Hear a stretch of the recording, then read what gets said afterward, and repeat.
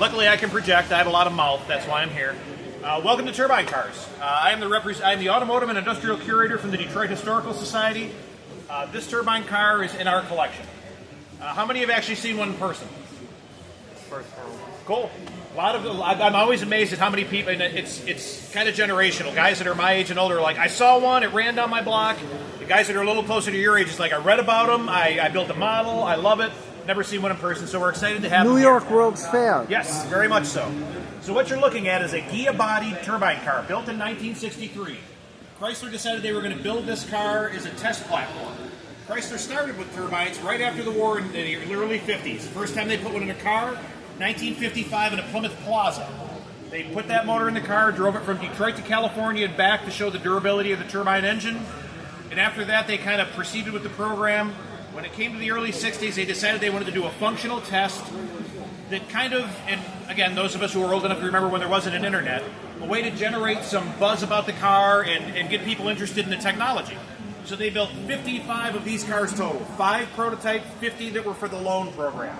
So if you wanted one from Chrysler, you went to your local dealership or sent in a letter, they got 5,000 questions for requests for the car. Of those 5,203 people got long-term loans.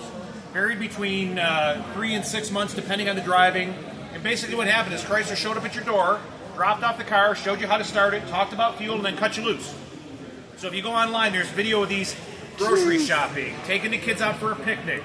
I had actually, and the joy of showing these cars in public is I had a gentleman here earlier who lived in Albuquerque, who, when as a kid, his dad was one of the test families. He said they drove it around and it was fun until they got to the mountain. Apparently in Albuquerque, and I'm nobody's geologist, there's a mountain that has a 10,000-foot peak. He said, we'd get this thing at the bottom of the hill and mat it, and it would run away and hide from everything else. All torque. So with this turbine engine, makes 147 horsepower and 465 foot-pounds of torque. So it's kind of like a diesel. You know, it's not a lot of horsepower, but a lot of grunt. This car idles between 12 and 18,000 RPM. It runs happily on the expressway at 33,000 RPM. So the car, like I said, built by Ghia. When Chrysler got the cars from Ghia, if you go online and look at the pictures, the cars came in a big shipping crate, Whistler stamped on it, and it was the entire car painted, glass, interior, wiring harness, everything short of the drive line. When they got to Chrysler, they took them to the Plymouth Road Engineering Building. They built a specialty line in the back of the building, and actually, if you look at the pictures, there's a picture of it here. They put them up in the engine on this is all in a cradle. So basically, it's got an early version of bigger than a K member in a traditional low power. Engine and trans on there, lift it up into the car, run the bolts in, and then finish the wiring on it. It's got an 8 3/4 rear end. You can see the placement of it in the front. We'll walk around the front a little bit, and we'll talk about how it works. So from the front of it, it's got 2 airlets in these black boxes. Air comes in through here. There's an air filter on either side of this box. Goes in here, and in the center of this, there's basically, think of like a bowl. It pushes the air down into there. It's got a smaller hole that pulls it down into a compressor. There's a spinning compressor wheel in there, compresses it, the igniter hits it, pushes it out into the 2 rotary compressors in the belly of the engine case. It goes through there once, out through the front of the into the regenerators, then back into them for a second time, and then back out the regenerators into the exhaust.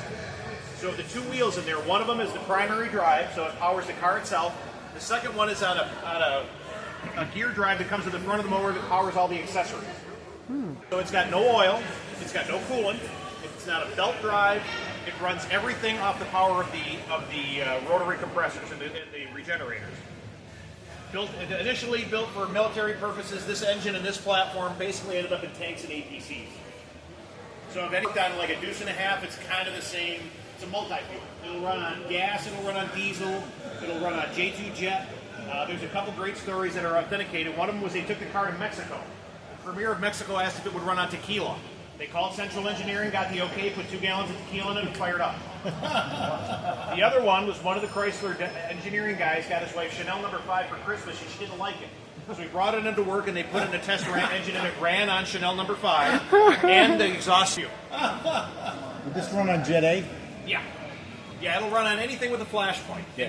It's funny because the lower the grade of fuel, the worse mileage you get. Yeah. So if you run it on something pure, you'll get better mileage. If not, but it'll burn anything. What does this thing weigh?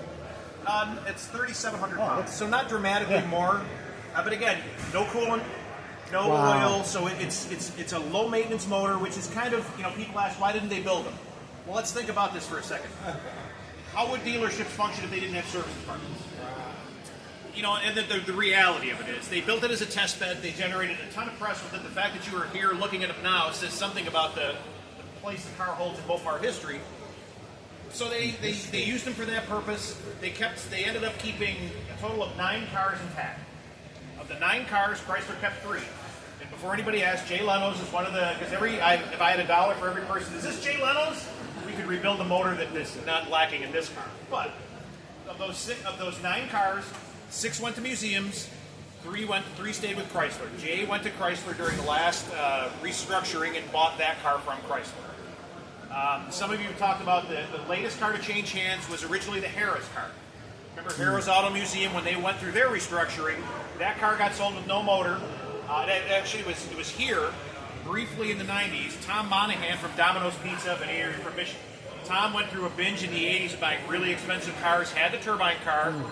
When he sold it, went to Frank Kleps of Terre Haute. He got an engine for it, and the urban legend is that he got a hold of Tom Gale's phone number, or Bob Lutz's phone number, and nudged him until they gave him an order out of the archives, and they got it running. That car lives in Michigan at Stahl's Museum. That's one of the runners.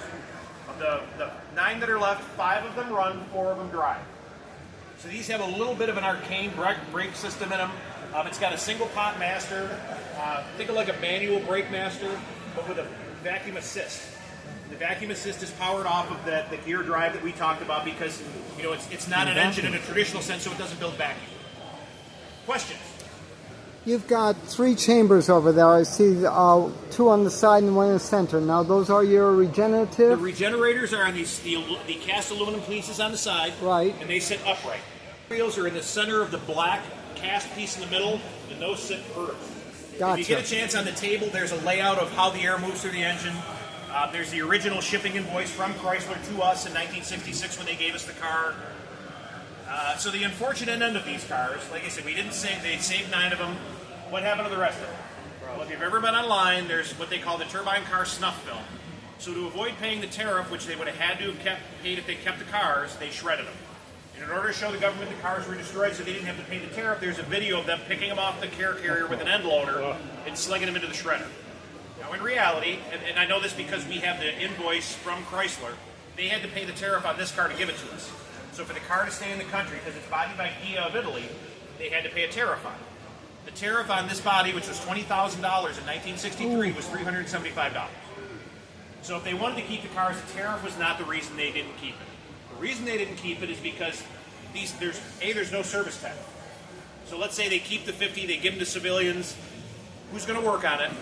It's going to ruin all the good faith that car has had because if something happens and there's nobody to service it, and immediately, and unfortunately in life, the lawyers make the final decisions. So if something had happened with this car, because it wasn't a production car, it didn't go through production vetting, so it was basically a show car that they built on an impulse and then structured this whole program. Chrysler continued the turbine program up into the 80s into the M platform. They have, we were just talking about it, they have at the Chrysler Museum, they have the last car, which is an 81 Imperial body with like a hawk nose on the front of it. That was the last turbine-powered car they did.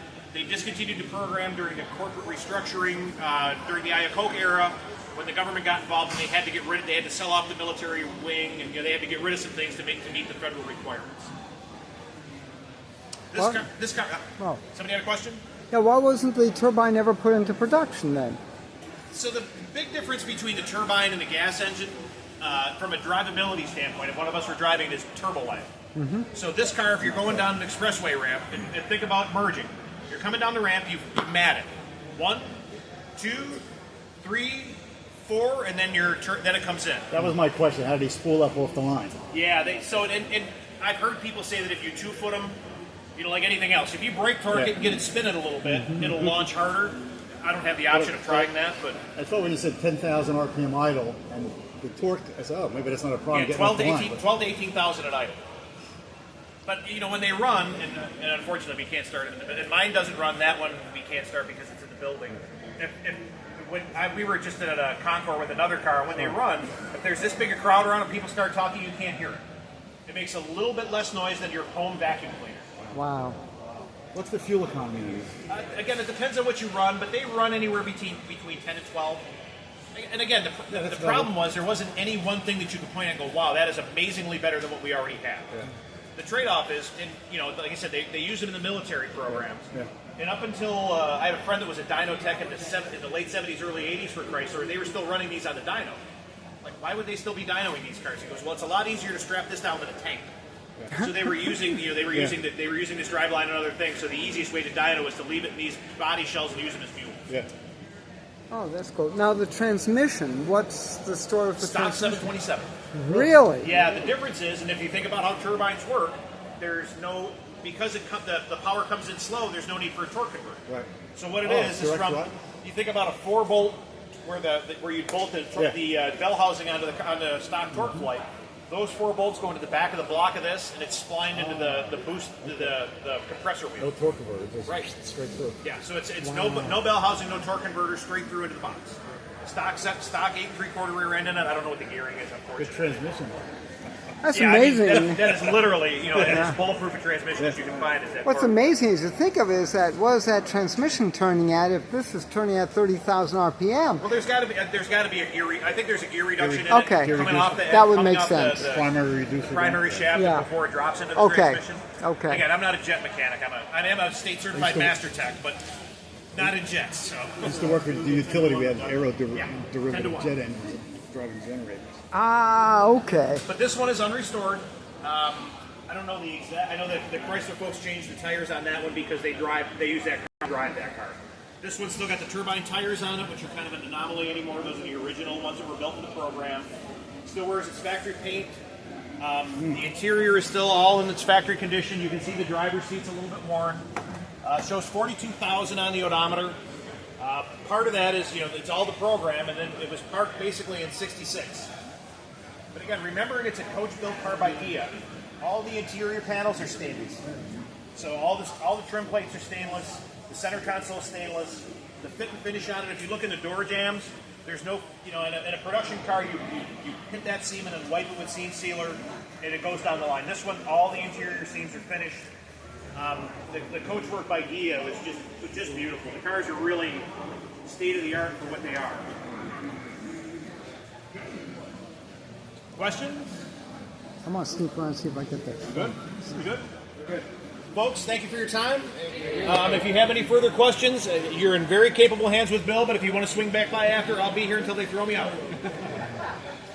Which, depending on how the evening goes, could be short. No golf clubs. No, it's all full of my garbage. That was great. A huge favor. When I was a kid, my dad brought one home. I have a picture at home. I was a year old. He was a food sales executive for Chrysler. Can I stand behind it and get a picture taken with it? Would you mind taking it? Sure. I mean, you're taking your picture in your hands if I'm shooting, but okay. Okay. That's great. This is Pam from NortheastWheelsEvents.com. 2025 Chrysler Nationals in Carlisle. For more cool events like this, make sure you check your car show calendars, NortheastWheelsEvents.com, SoutheastWheelsEvents.com, UKWheelsEvents.com, and while you're there, host and promote your events. I'll see you at the shows.